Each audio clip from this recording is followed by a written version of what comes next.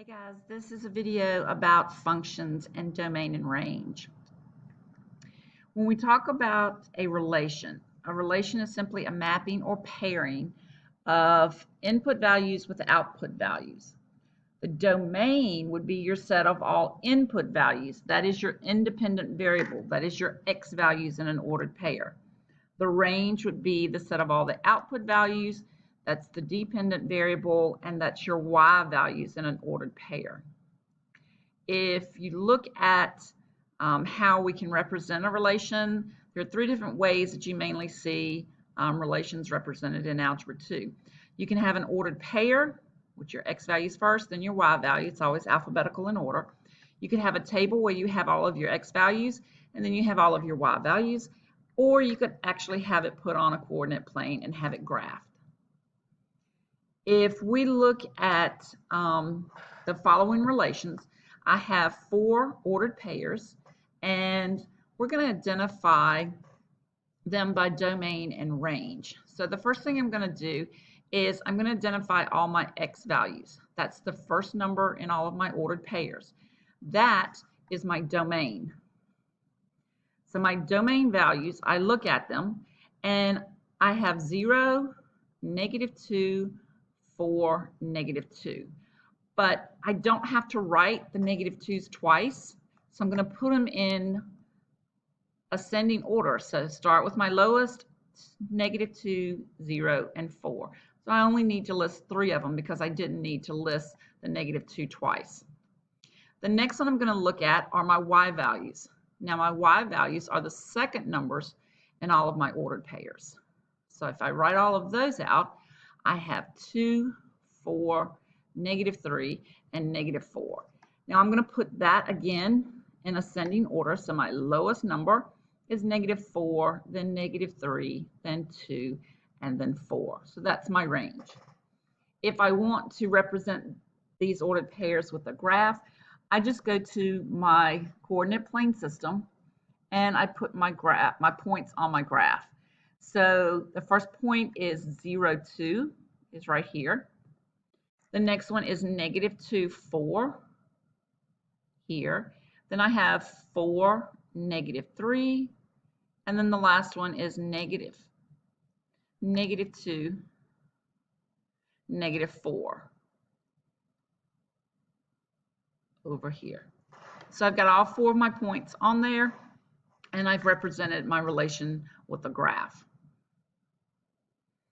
If I talk about a relation that is a function, then that means that for each input, there is exactly one output value. For each input, there is exactly one output value. So that means that for each X, there can only be one and only one Y value that corresponds to it. So notice here, none of my X values repeat, and so I have a one-to-one relationship with each of my X values. If I come over here to this one, what do I notice first?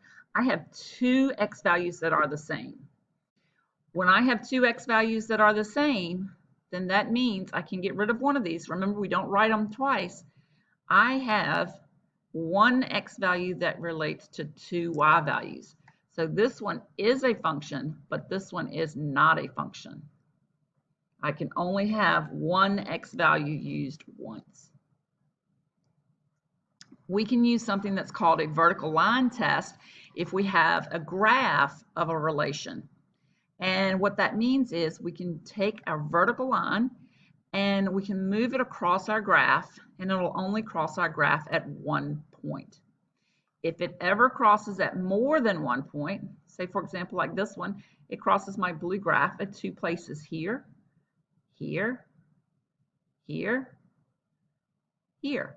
So it crosses at more than one. So this one is a function, yes. This one is not a function, okay? Now when we talk about looking at some graphs, we have to look at the end behavior of those particular graphs. A couple of things I'm going to point to you to make sure that you notice each time. This is an open circle. This is an open circle. If it has an arrow on it, that means it continues through it. So it includes that particular point. If it has just a closed circle, it means that it includes that point. But because these are both open circles, it does not include that particular point. So what I'm looking for, remember, domain is my x values, range is my y values. So if I look as far left as my x goes, it goes to -3. And then it goes to +3. It includes this point, but it does not include the +3 because I have open circles.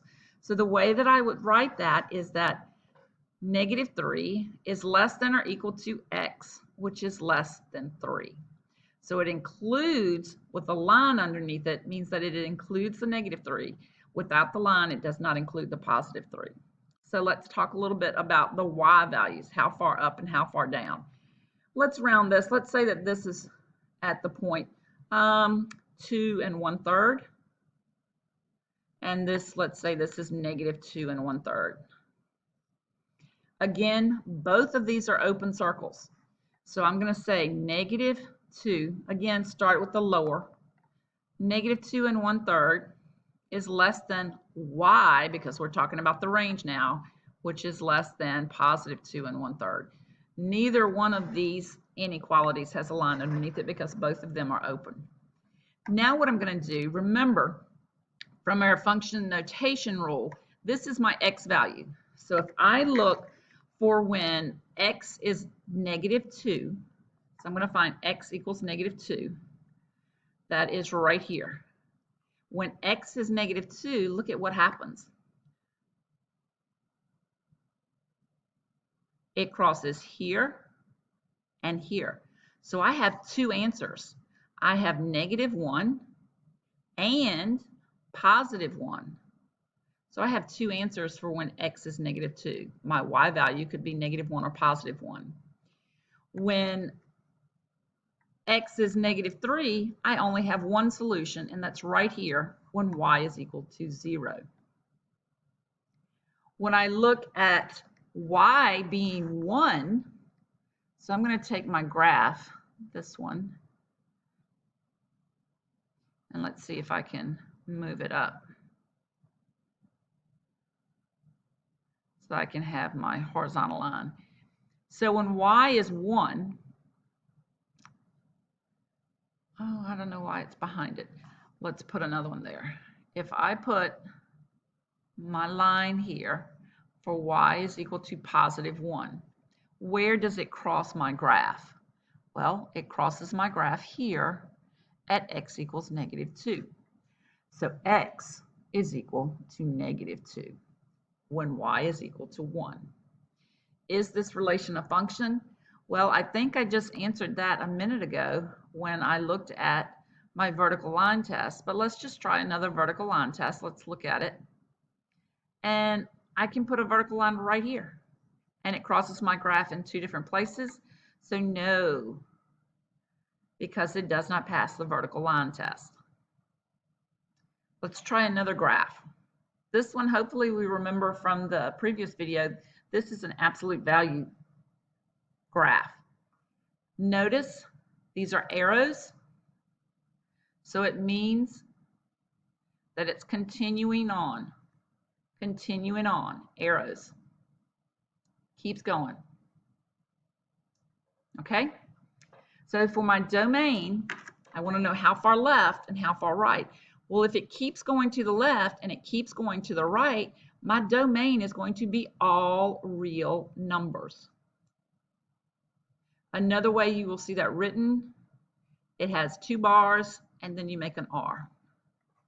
So all real numbers. If I look at my range, it keeps going up, but it has a starting place down here, and it starts at -2. So my range is y is greater than, it includes that point, or equal to -2 for my range. If I look for when x is 3, I'm looking on my graph, it crosses my graph here, so y would be -1. If I find -2 on my graph for x, I have to look up here, and it is at positive 2 for y. If I look for when my y value is 1, look at this. I'll put a little dotted line there. When y is positive 1, look at what happens. It crosses at negative 1 and at positive 5. So I have two answers. X is equal to negative 1 and positive 5. Now, if I use my vertical line test, will I ever cross my graph at more than one place?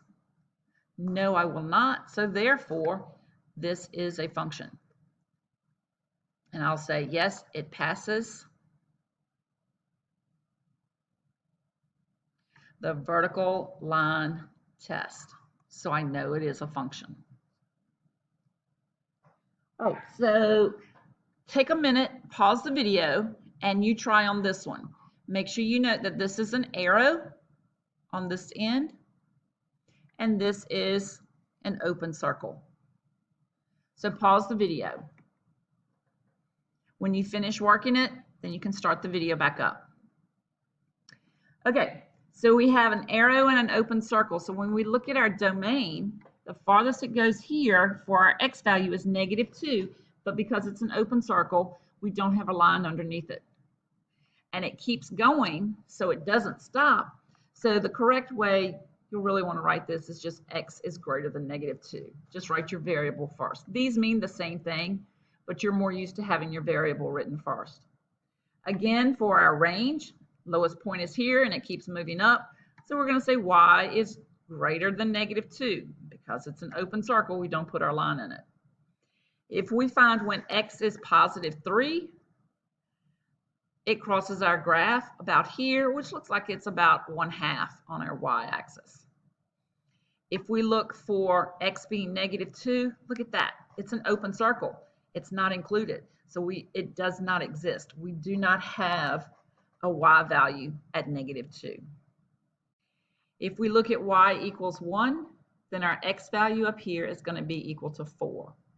If we use our vertical line test, I can draw a vertical line, and no place will it ever cross more than once. So yes, it is a function because it passes the vertical line test. All right, here's another picture. Open circle here, an arrow here. Pause the video, answer your questions, and then when you finish answering, start the video back up.